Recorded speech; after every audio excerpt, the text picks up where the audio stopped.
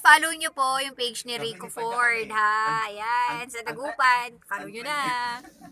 Tara mga kalas, samahan nyo kami at pupunta kami ng Manila kasama si Sir J at si Jeff. Siyempre, ayan, flex tayo sa ating sarili at pupunta kami dito sa 106.7 Energy FM Manila. Ayan, nakikita nyo yung ticket namin, napakamahal ng pamasahe pero sulit.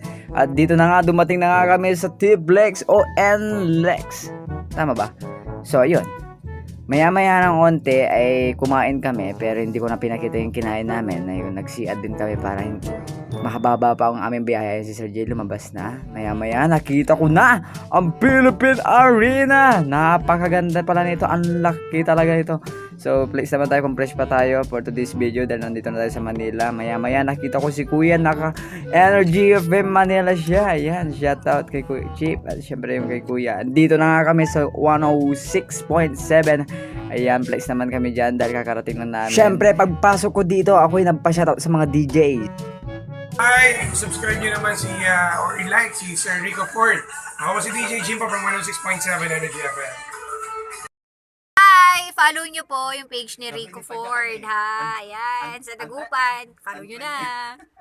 Syempre mga kalas, flex din natin ang kanilang boat. Napakaganda.